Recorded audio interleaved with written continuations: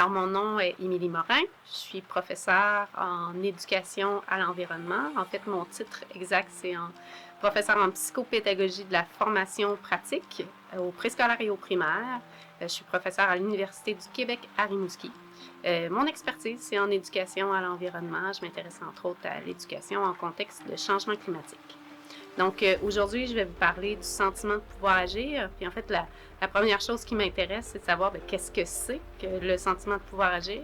En fait, le sentiment de pouvoir agir, c'est le sentiment qu'une personne va éprouver face à des actions qu'elle va considérer comme étant valables. Par exemple, si une personne se dit qu'il est valable pour faire face au changement climatique, d'agir sur le système, comment elle se sent par rapport à ça? Est-ce qu'elle est en mesure, est-ce qu'elle se sent en mesure de pouvoir faire des actions qu'on va dire plus systémiques ou pas? Ça pourrait être aussi qu'elle sent qu'il est plus valable de faire des actions à l'échelle locale. Donc, de recycler, de composter, ce qu'on va appeler les petits gestes verts. Si pour elle, c'est valable de le faire, est-ce qu'elle sent qu'elle est en mesure de pouvoir mener ce type d'action-là? À la différence du sentiment d'efficacité personnelle, dont on entend aussi souvent parler, le sentiment de pouvoir agir, c'est un sentiment face à une plus grande somme d'actions. Le sentiment d'efficacité personnelle, lui, il va être relatif à une action à la fois. Par exemple, jouer de la guitare, est-ce que je sens que je suis efficace là-dedans? Le sentiment de pouvoir agir, c'est plutôt face à une grande problématique ou face à un enjeu. Quand on parle des changements climatiques, on va parler davantage de sentiment de pouvoir agir parce qu'on n'a pas une action précise sur laquelle on veut miser. Donc, le sentiment de pouvoir agir, il dépend de plusieurs dimensions qui sont quand même assez complexes. Il y en a un grand nombre. Je ne pourrais pas vous en parler en détail dans cette capsule parce qu'elles sont trop nombreuses, mais disons qu'elles se concentrent sur des dimensions qui sont plus liées au bien-être des individus, aux opportunités qui leur sont accordées.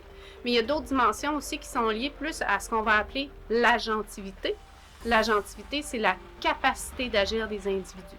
Donc, bien-être et opportunité ou davantage lié à la capacité des individus.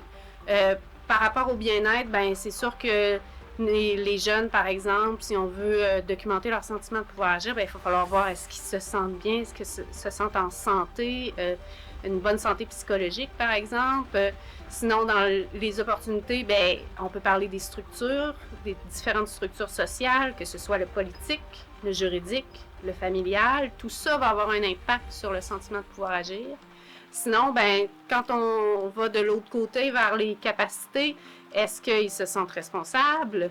Est-ce qu'ils se sentent en contrôle? Est-ce qu'ils sont capables de méta-réflexivité, de métacognition par rapport à ces actions-là? Donc, le sentiment de pouvoir agir dépend d'un ensemble de dimensions. Donc, concrètement, comment on peut développer ce sentiment de pouvoir agir-là, que ce soit à l'école ou à l'extérieur de l'école? Une première chose à savoir, c'est qu'en fait, le sentiment de pouvoir agir va varier. Il va varier entre les individus, donc entre les jeunes ou entre les personnes adultes, mais il va aussi varier dans le temps. Donc, une personne peut avoir un fort sentiment de pouvoir agir lorsqu'elle débute sa journée, puis finalement, elle vit une moins bonne journée, puis son sentiment de pouvoir agir va diminuer.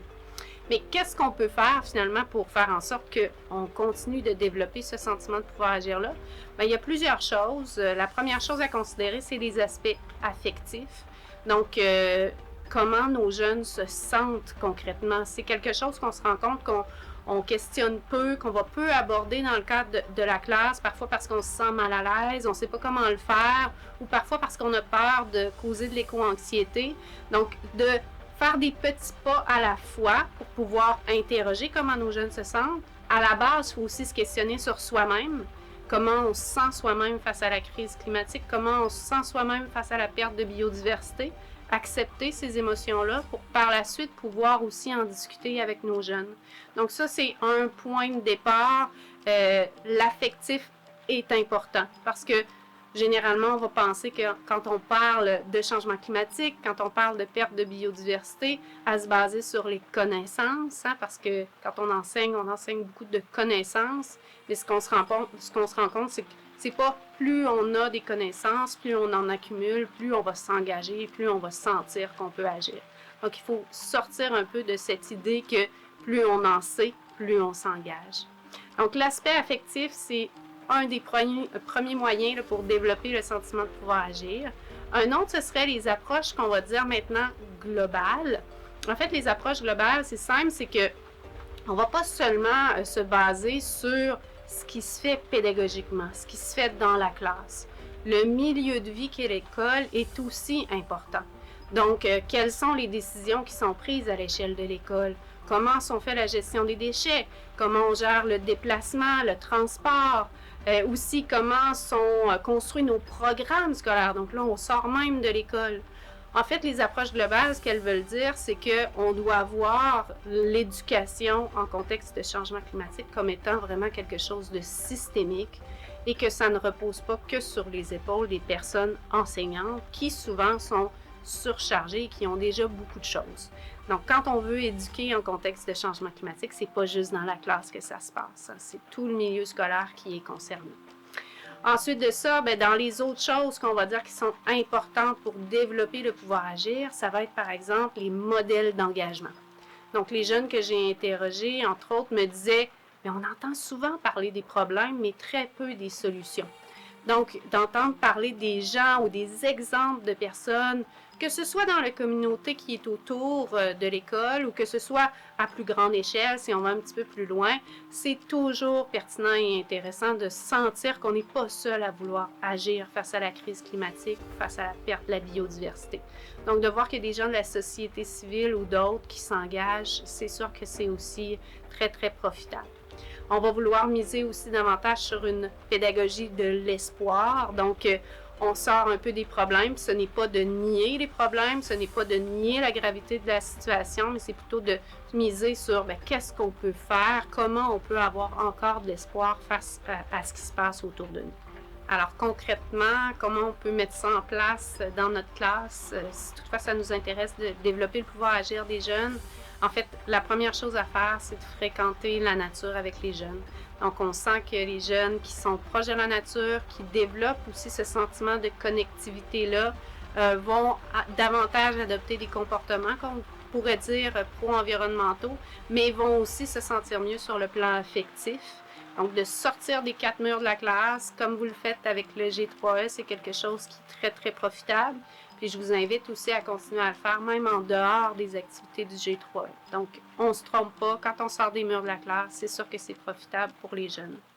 Une autre chose qu'on peut faire de manière très concrète, c'est aborder aussi les enjeux, mais de manière socio-critique. Puis ça peut être des enjeux qui concernent directement le vécu des élèves. Donc, de parler d'alimentation, de parler de consommation, de surconsommation, d'être critique avec eux, de susciter leur participation citoyenne. C'est sûr que c'est profitable. Si en plus ça peut mener à des actions collectives et des actions concrètes, c'est encore mieux. Je dirais que la chose qui est à retenir si on veut aller vers des actions, c'est que les jeunes soient partie prenante de ces choix d'action-là. Le fait que les jeunes, on leur offre le choix et qu'ils puissent eux-mêmes dire qu'est-ce qui leur semble être comme valable, c'est sûr que ça va être profitable.